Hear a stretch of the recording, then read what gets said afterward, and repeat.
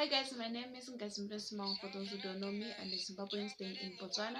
So today's video, I'll be sharing with you the things that people don't tell you about living abroad. So I'm just going to be real as possible with you guys. So I've listed them here on my book. Number one is feeling stupid or dumb for not understanding the language. So as you relocate to another country, so you are forced to speak their language, or not to say you are forced, but you have to speak their language because there are other people that they don't understand English or they don't understand your language, and so you are forced to speak those languages. Too much when you're going to the shop, to the stores, you encounter different people. If you want to ask something, sometimes you can ask like in English, and then you find that this person doesn't understand, or the name that you used in English, they don't know it, they know another word, so it's hard for you to communicate. So the one thing that you have to do to avoid those things is to learn the language. Someone may ask, how can I learn the language? You can use Google Translate, like if you are good with those things. Another thing is to associate with the people who speak that type of language. So as for me, I'm in Botswana, so for me to know the language, I had to associate myself with the people who speak Setswana. Even at home, my mother, she tried by all means for me and her to not communicate in Ndebele.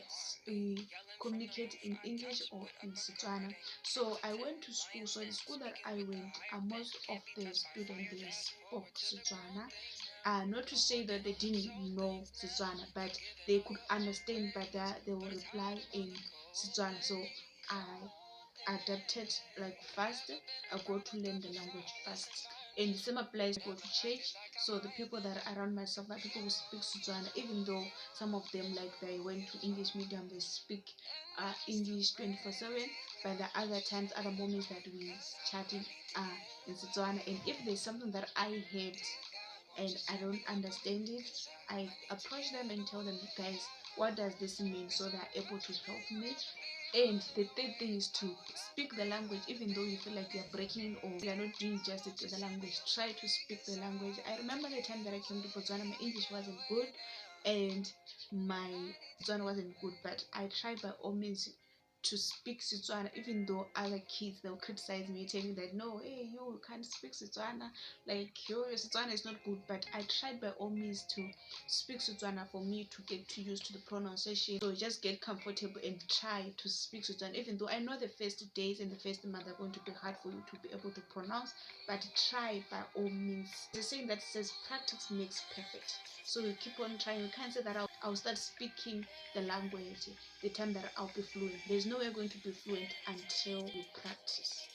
Number two is missing family and friends. So that's the one thing that I struggled with the most when I came to Botswana. I'm from that family where we're like many kids, like 5 to 7 kids at the same house. So the time that I came to Botswana, I was the only child in the house. So my mother, she would go to work like in the morning and then come in the evening. So I'll be alone the whole day. So I felt that loneliness. I was lonely the time that I came to Botswana. I used to cry almost every day, crying, missing my family, missing my friends at home, because I schooled like in Zimbabwe. So most of my friends they were in Zimbabwe. So one thing that helped me is to keep in contact with my friends back at home. And number three is questioning your decision of moving from your home country to a foreign country.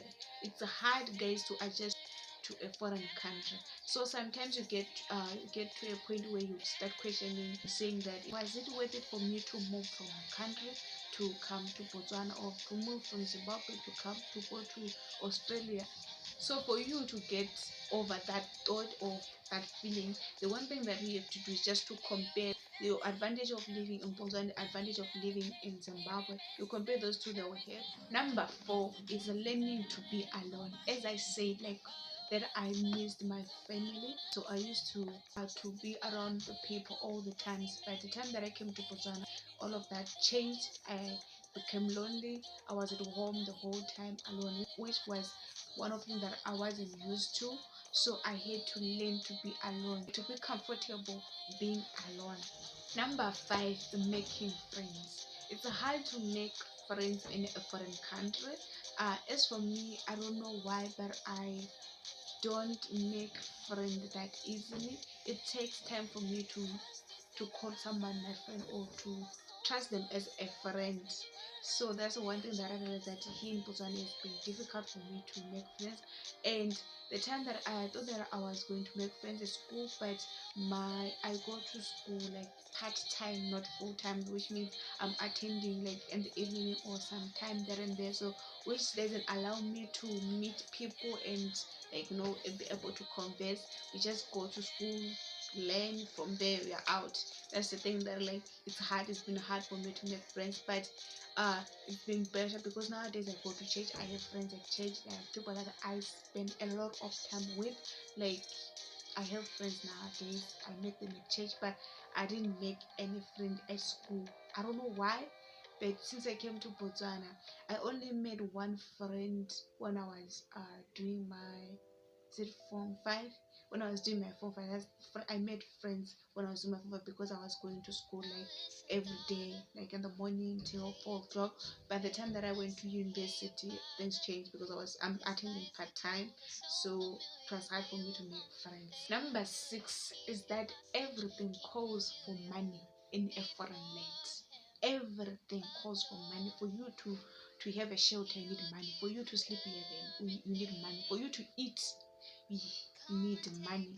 To bath, you need money. That's it, guys, for today's video. Do not forget to subscribe, hit the notification bell so that you won't miss any video I'll upload in the future. And I hope I really helped you today and you enjoyed. Thank you so much.